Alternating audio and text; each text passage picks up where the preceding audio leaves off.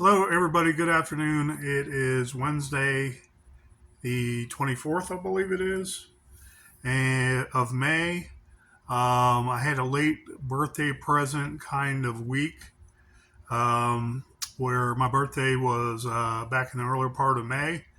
I'm Taurus and a bull, and I'm also born in the year of the monkey. I hope to live 100 years, especially outliving COVID. Let's hope for the best and health in the future. I did an earlier video about Trill of the Red Robin.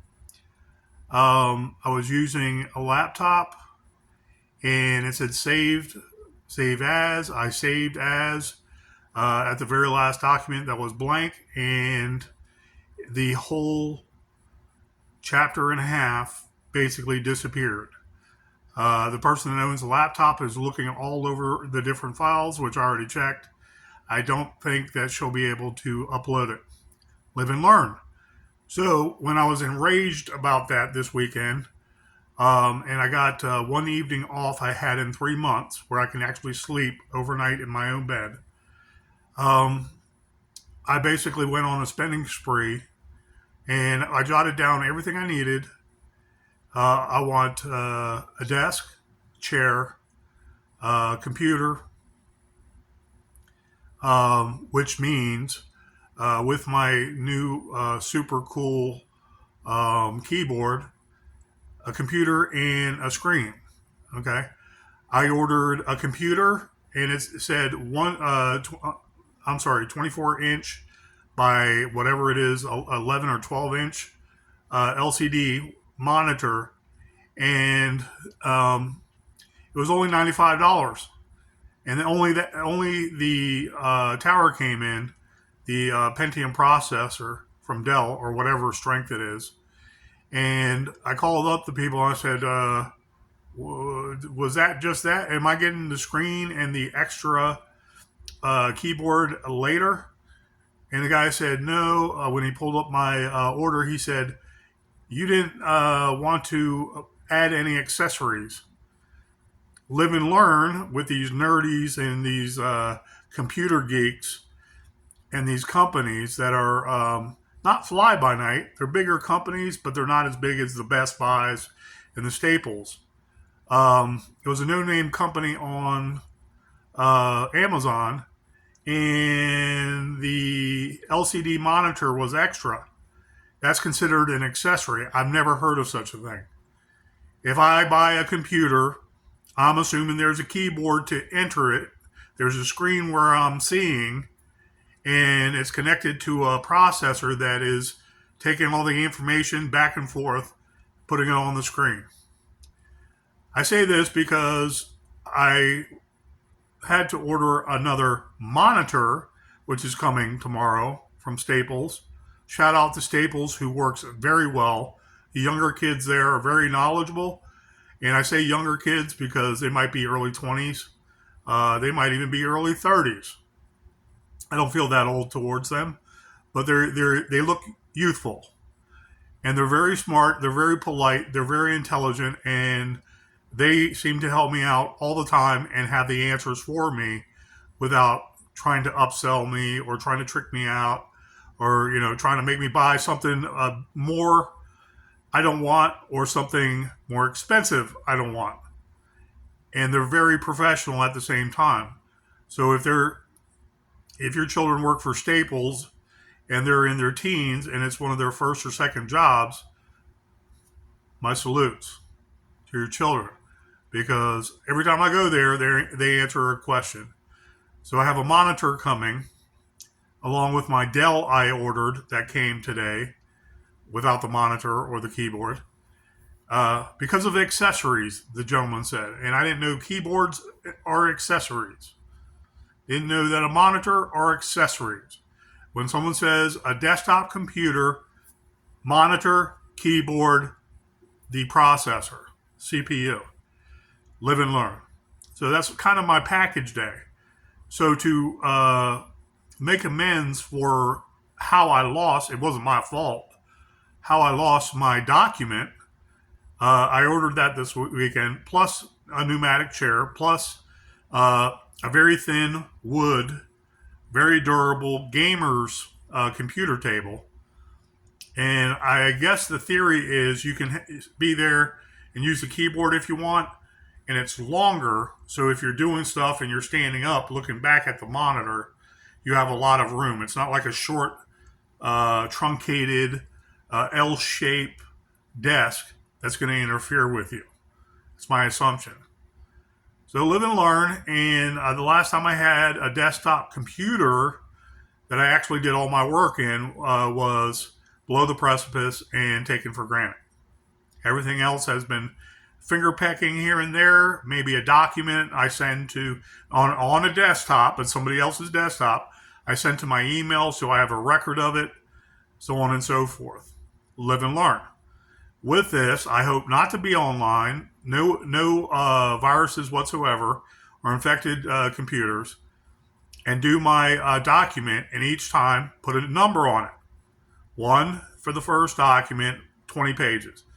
2 for the second document, which is an additional 5 pages. So it's the same document getting bigger and bigger and bigger as the numbers increase. And so you can look at your document, and if you're finished and you're at document 33 and you save it, okay, if you were to lose it, you can go back to number 32 and start all over again. Hopefully it's still fresh in your mind and you still have that brilliance of word combinations that come back to you, and you can do the same art as you want to. I speak often to people about the writer's world, and I am no expert, but I know so much about the writer's world and saving documents. It occurred to me, too, that a lot of well-known authors, they probably, through contract, do have insurance on their work as they're writing it. But they also have a computer system, like a built-in email system, where they have a document, they go to this email system that is the publisher's, and they type it and they leave it there until they want to submit it. So they submit a work at a time, a work at a time. And you have an ongoing book like that while it's all being collated at a central location like the publisher. Okay? I am assuming this happens, but this is something that I thought of kind of grassroots out of my own thinking. I've never seen it happen before, but that's most likely how they keep everything insured, secured, they don't lose it, and they can keep on going back and forth and make corrections. The author can, but they have the publisher receiving it, so it is collated, and it's basically fit to print in chronological order, and it would make sense to me. Why this is from my own thought processes, not seeing it firsthand, is I saw a similar job with an accountant. Basically, my wonderful ex-fiance, who's still a beautiful lady and friend to me, and me and her just laugh all the time. And we don't have any, I want to say, bones to pick. We don't have any little jabs to give. Like most of my life dealing with exes. Okay, or, they never apologize, so why go back to the trough all the time when you're just trying to be polite and put a pretty face on a pig, okay? And I'm referring to the situation. And then you get beat up for no reason, You're not trying to do a booty call, but they never apologize, or they always hold a grudge about something that they think you need to apologize for, so on and so forth. My fiance is really 100%. My ex-fiance is really 100%, and really my best friend, who I would die for. Her life would mean that much more to me if I ever had to save her, because if it was me or her, I would die for her in a heartbeat. Her life is she's a beautiful soul. That's all I can say. Anyways.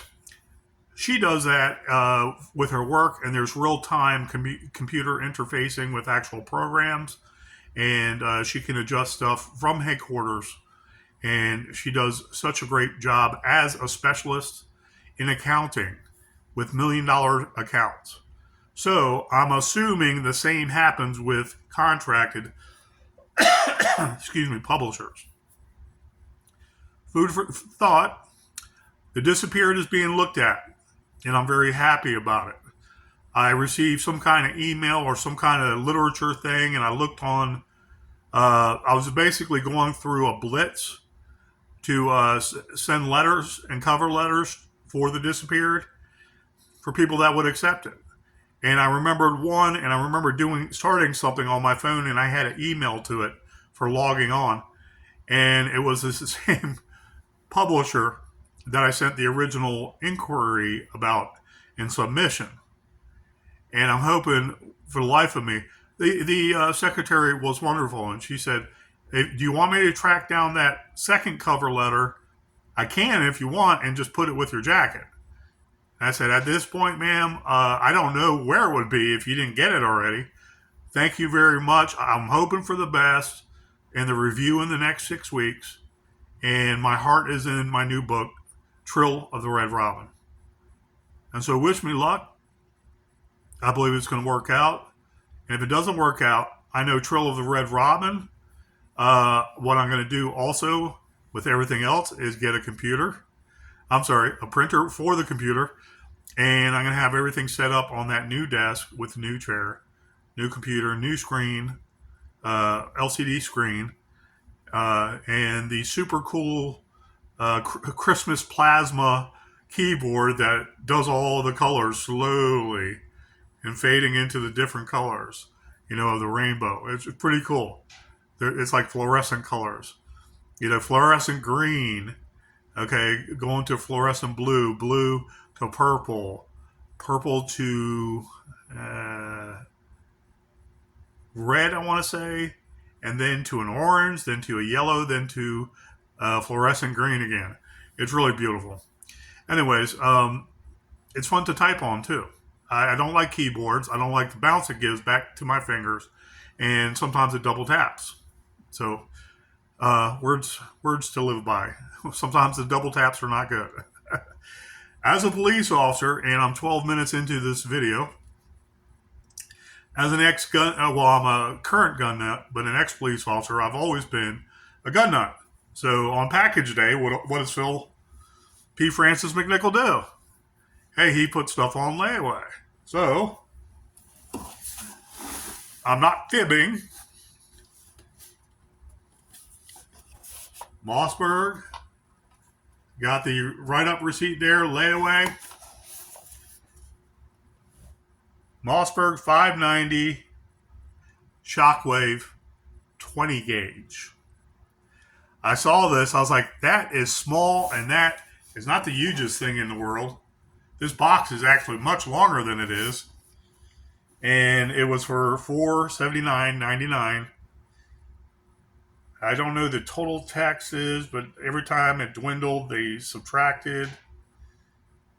So $479.99 plus $25.45 and $2 processing fee, if you can add that up.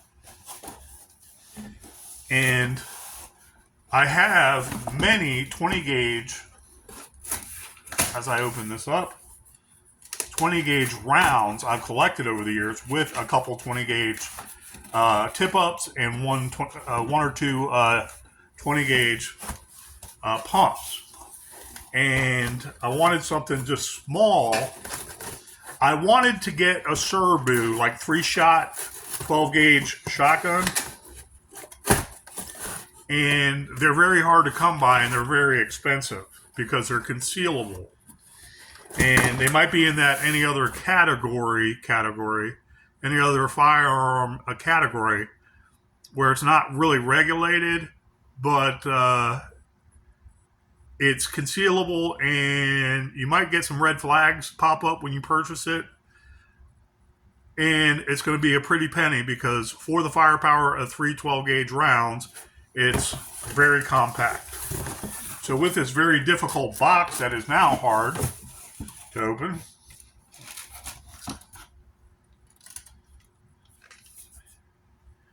the Shockwave 20 gauge, 2 3/4 shells and 3-inch shells. When I asked them with this, see how small it is. I'm 6'1" and I'm pushing 300 pounds. A lot of it muscle, don't get me wrong, but this is still small. Okay, I could I could really just use one hand and beat someone over the head with it if I had to. So, to be safe, it's open chamber and everything.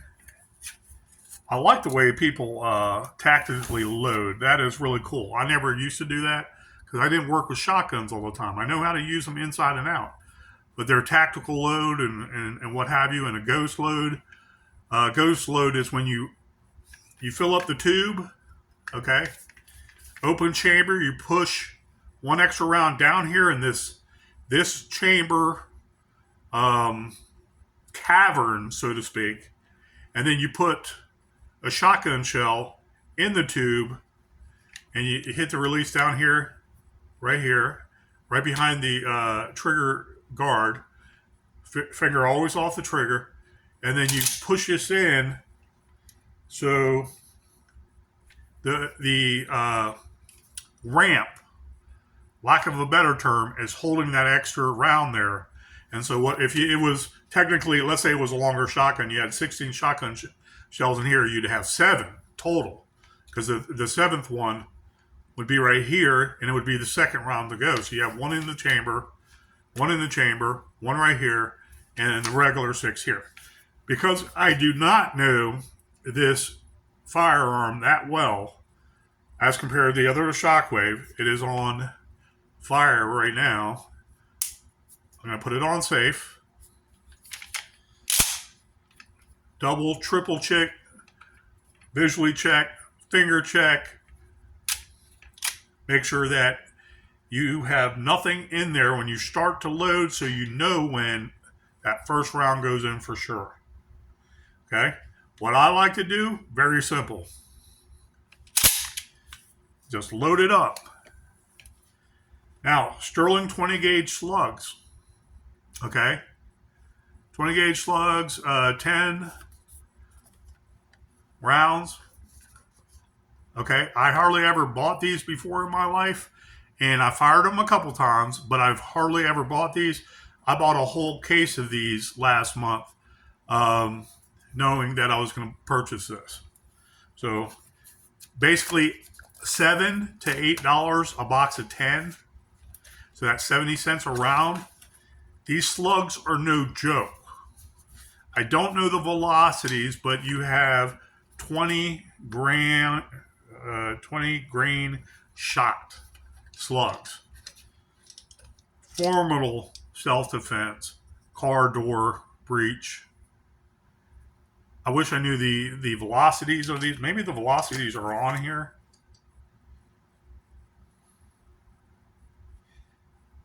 Velocity, 1,295 feet per second. Okay, that's like 44 Magnum rounds with a big extra 44. That's basically 244 slugs there, I would gather. 25 grain. It's bigger than that. Wait, wider than that. 25 grain. Is it a gram? Well, anyways, it's 3/8 ounce slug. So maybe it's a lot less than a 44 Magnum. Anyways, so the way I do it is simply to be safe, and I'm not being all tactical.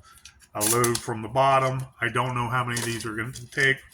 We're learning together. 2.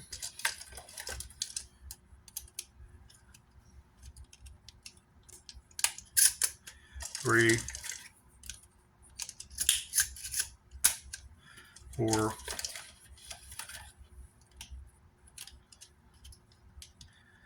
Has some difficulty putting them in because you just slide it in and then push. 5.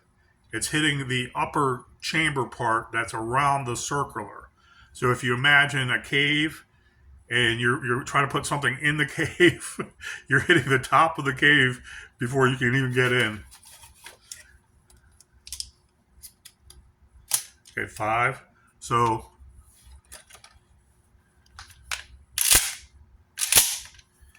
okay.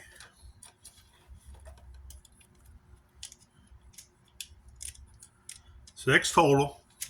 I'm hitting that top of the breech.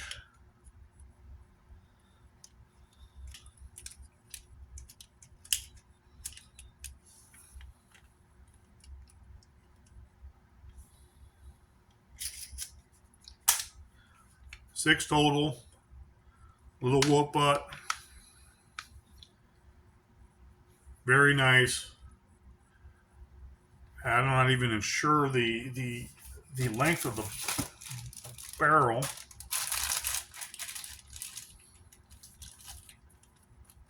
Maybe it has there. Looks like 16.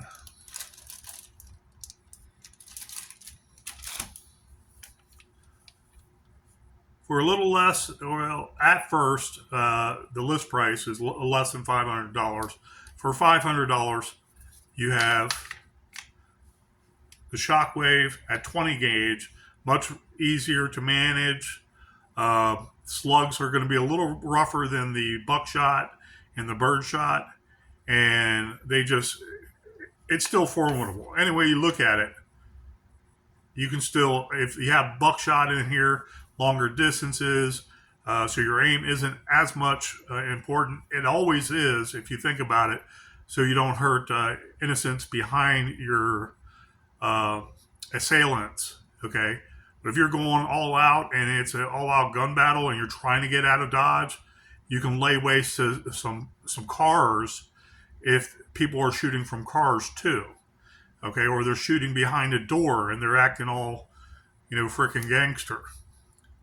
Slugs are there for a reason, to wreak havoc, okay? And also stop the threat. Very nice. Worth $500 layaway. I like it. I'm going to put it with my other truck guns and rotate which one I want at that certain time. I have a camouflage Shockwave with a bunch of minis in it. And I love it. It's a beautiful gun. I can wear camouflage pants with it sling around and it's hanging down on my side. And I can literally walk by people. And if they look at me from the side at an angle, they can't tell what it is until they really focus, because it's part black and it's part camouflage. It really works well. So that being said, great deals. The Taurus, brand new condition, G3C. I finally got one. $200. Nice matte texture, immaculate, clean, hardly ever fired. I double checked this, left it open. Visually, physically inspect the chamber and the port.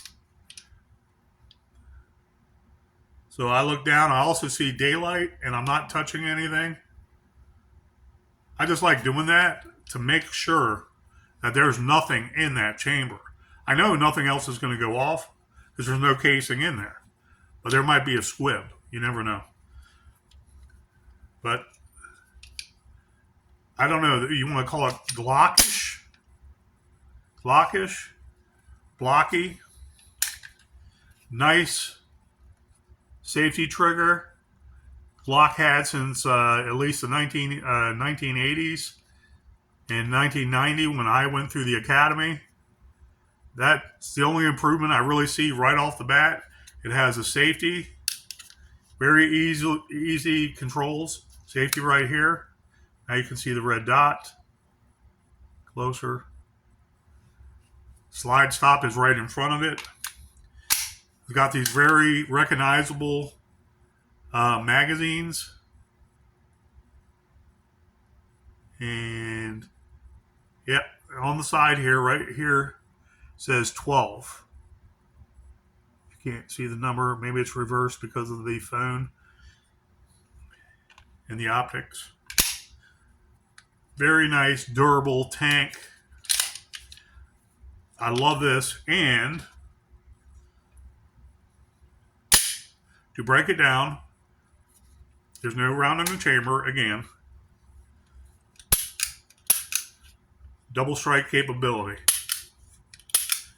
Has Glock-like breakdown here. So the trigger does not matter. Okay? You pull these two things on the side down while you're putting pressure and bringing the slide back just like that with one hand, and you'll feel it disengage and then go forward. So pulling them down. All right, hold on. Let me see. Safety makes sure the slide does not move. Okay, pull them down again. Hold on. Make sure the pull down, you got these little tiny grips. Okay.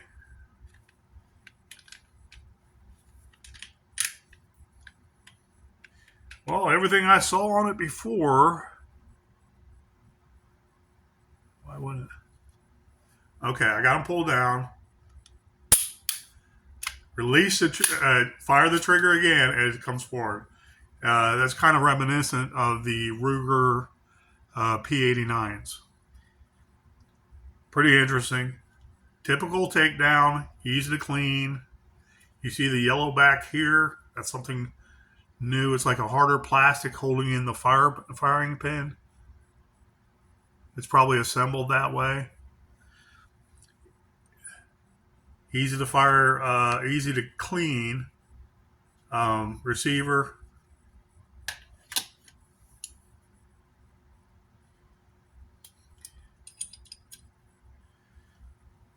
I like these dual captured recoil springs. Nothing says sturdy like these in the new age guns. Never seen any troubles with them yet. Okay. Clean the slide. Put a bore brush through there. Clean this. This is kind of textured too, like satin. Kind of like that satin stain of metal. It's like a tenor feel, like a matte feel.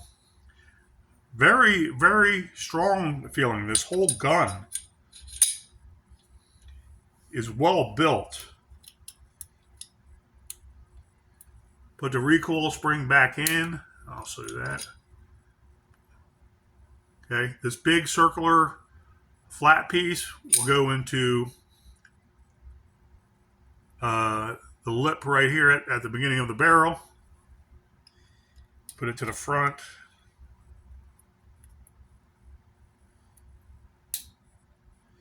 You can feel clicking that little tiny ridge right there. It's a little tiny ridge. And it just fits right there. Clicks. I like 9mm, and I will collect the cheaper guns. I will collect 10 of each if I can, for posterity's sake and for the next 100 years of my genealogy. Say that 10 times fast. And I just hope they last. And the G2s are no joke. And so they came out with this G3. I was like, wow. Yeah, okay. $200. It's not $300 being a G3C. And I'm putting the two tick marks on the side of the frame back. Okay. Okay, what the heck happened here? Maybe I have to compress the trigger again. Okay, no.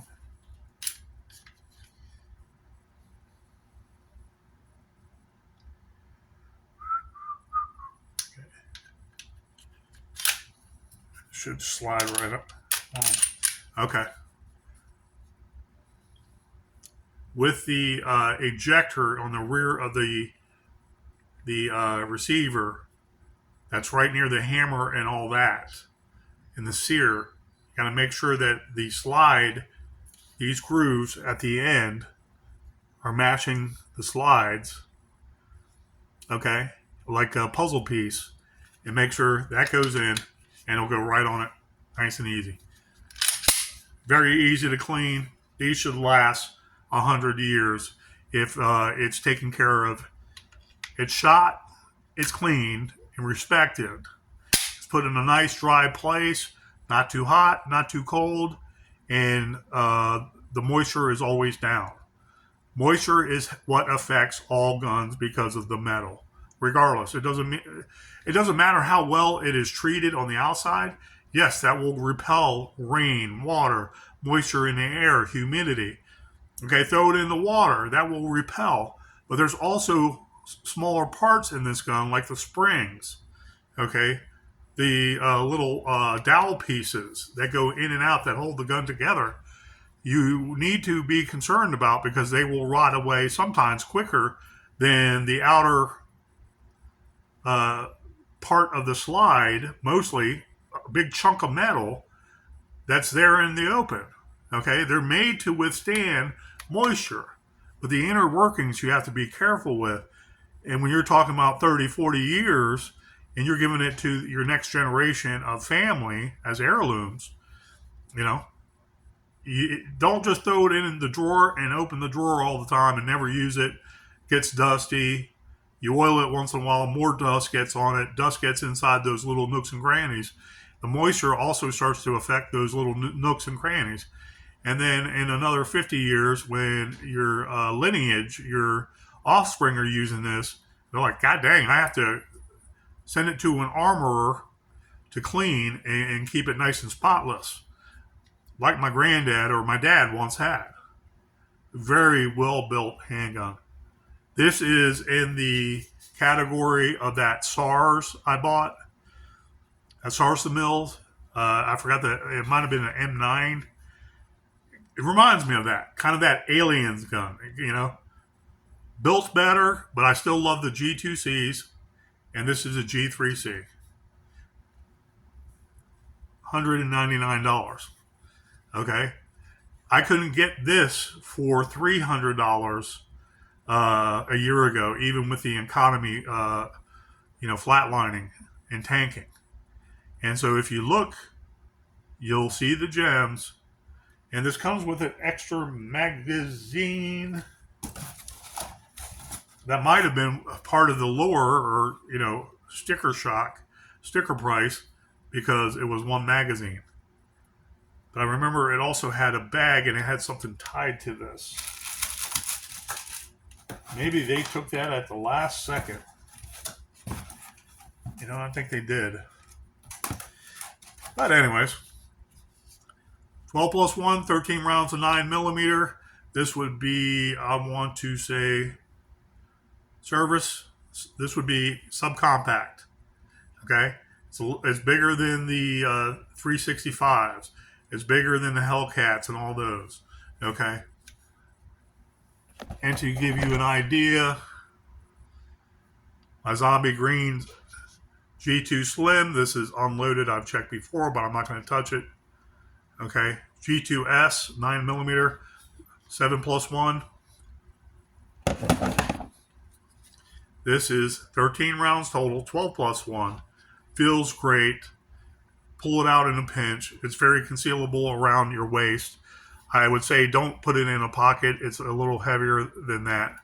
Works better than the high points. Works equal to the Rugers and the Smith & Wesson bodyguards. It's really nice.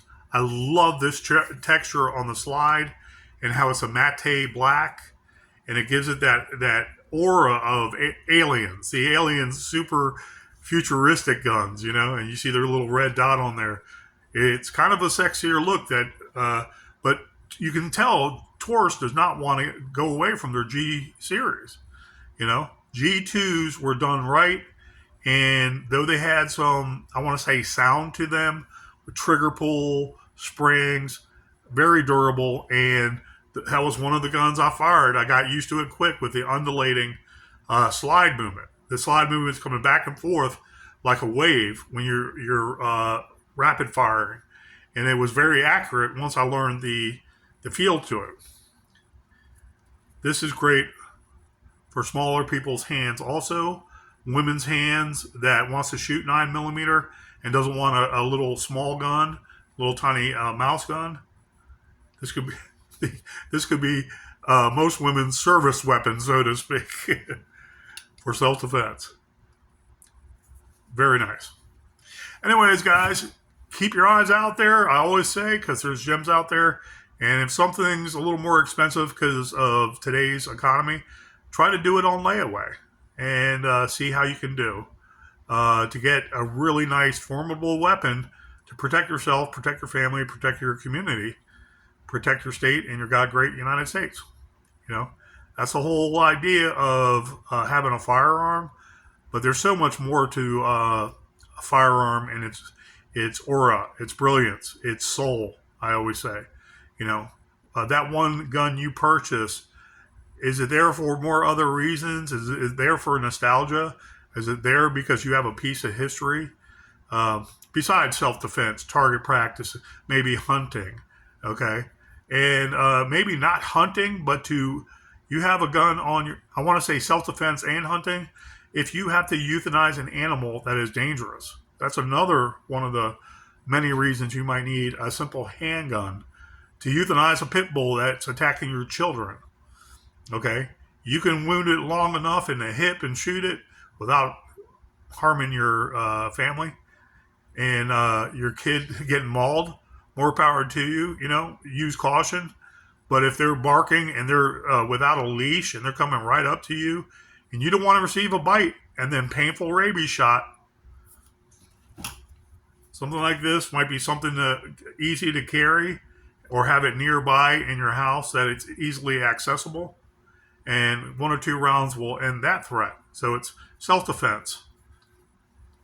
But hunting, target practicing, and dare I say 12+1 wouldn't be really the best handgun for security work.